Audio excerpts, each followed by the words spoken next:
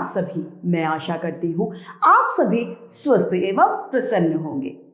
आज हम हमारा पाठ संज्ञा यानी नाउन को पढ़ेंगे और समझेंगे। तो आइए इस पाठ को प्रारंभ करते हैं। यह है हमारा पाठ 5 संज्ञा नाउन। संज्ञा किसे कहते हैं? किसी भी व्यक्ति, वस्तु, स्थान, जानवर या भाव को प्रकट करने वाले शब्द संज्ञा कहलाते हैं। या बोलचाल की भाषा में यदि समझे तो नाम ही संज्ञा है। वह किसी का भी नाम हो वह संज्ञा कहलाता है। कोई भी नाम, कुर्सी, टेबल, राम, श्याम, कानपुर, लखनऊ, बकरी, गधा, सब कुछ संज्ञा है। किसी भी चीज का नाम संज्ञा कहलाता है। आइए पढ़ते हैं। मोहन किताब पढ़ रहा है। लाल किला दिल्ली में है। शेर दहाड़ रहा है और सूरज पूरब से निकलता है। यहां पर लाइन वाले जो शब्द हैं ये सभी संज्ञा हैं, क्योंकि मोहन एक व्यक्ति का नाम है, किताब एक वस्तु का नाम है, लाल किला और दिल्ली, लाल किला एक इमारत है और दिल्ली एक जगह का नाम है। शेर एक जानवर का नाम है, सूरज जाति का नाम है और पूरब दिशा का नाम है। तो हम कह सकते हैं किसी भी व्यक्ति, वस्तु, स्थान व भाव के नाम को संज्ञा कहते हैं। संक्षेप में कहा जाए तो नाम ही संज्ञा है। किसी का भी नाम संज्ञा कहलाता है। नाम अनेक प्रकार के होते हैं। कुछ संज्ञा शब्द यहां पर दिए गए हैं, जिसमें सबसे पहला है व्यक्तियों के नाम। कोई भी व्यक्ति राम, श्याम, गीता, आलोक, सुलोक, नवीन, सुभाष चंद्र बोस, जवाहरलाल नेहरू, लोकमान्य बाल गंगाधर तिलक, झांसी की रानी भगत सिंह, ये सभी जितने भी नाम हैं ये सभी नाम संज्ञा में आते हैं, क्योंकि ये व्यक्तियों के नाम हैं। वस्तुओं के नाम, किसी भी प्रकार की वस्तु के नाम संज्ञा में आते हैं, जैसे कंप्यूटर, रेडियो, टेलीविजन, चारपाई, मेज, कुर्सी, पेंसिल, बस्ता, लैपटॉप, टेलीफोन, पानी की बोतल, सब कुछ, ये जितनी भी वस्तुएं हैं सभी संज्ञा में आती हैं। तीसरा है हमारा स्थानों का नाम।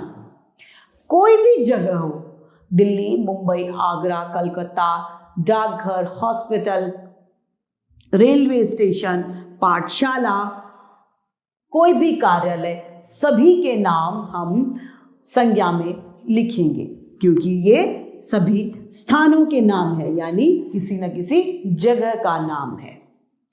अगला आता है पशु पक्षियों के नाम। कोई भी पशु पक्षी जिनके नाम दिए जाते हैं वह संज्ञा कहलाते हैं। खरगोश, मोर, हिरन, चीता, बकरी, हाथी, भालू, बंदर, भेड़िया, लोमड़ी, कोयल, कौवा, मोर, हाथी, गैंडा, सुअर, सब कुछ सारे पशु पक्षियों के नाम संज्ञा में आते हैं। त्योहार जितने भी हैं उनके नाम सभी संज्ञा हैं।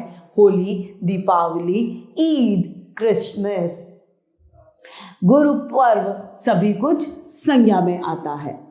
फलों के नाम, जितने भी फल हैं, आम, अनु, अंगूर, अमरूद, मौसमी, संतरा, किन्नू, कीवी, लीची, केला, सब कुछ जितने भी फलों के नाम हैं सभी सारे के सारे संज्ञा के अंतर्गत आते हैं।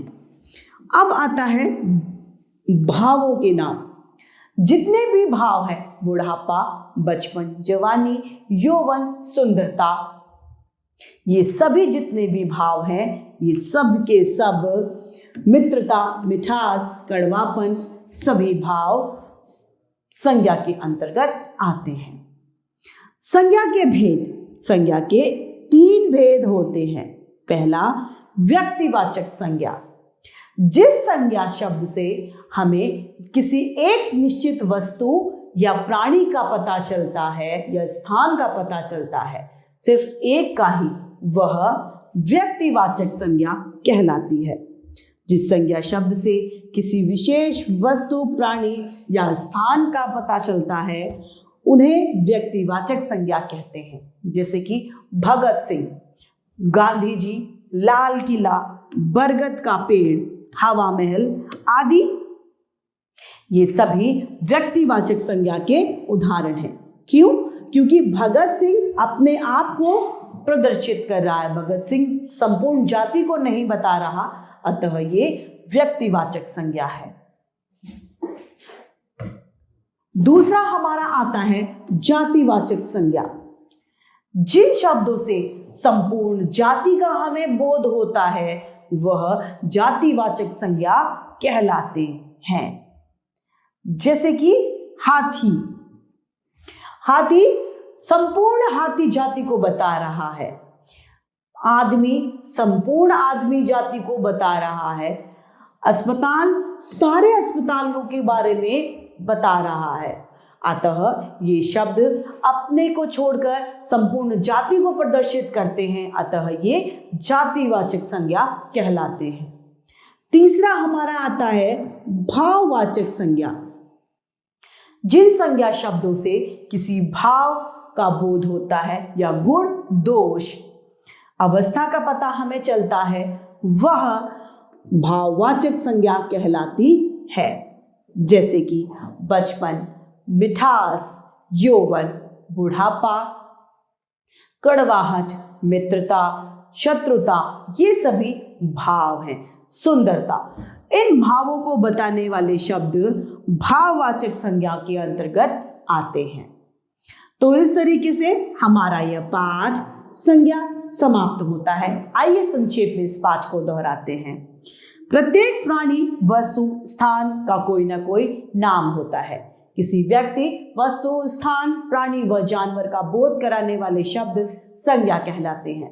संज्ञा के 3 भेद होते हैं, व्यक्तिवाचक, जातिवाचक तथा भाववाचक। नाम को ही संज्ञा कहते हैं। तो इस तरीके से हमारा यह पाठ संज्ञा समाप्त होता है। मैं आशा करती हूँ आप सभी लोगों को यह पाठ भली भांति रूप से समझ में आया होगा। आज के लिए इतना ही, फिर मिलते हैं। धन्यवाद।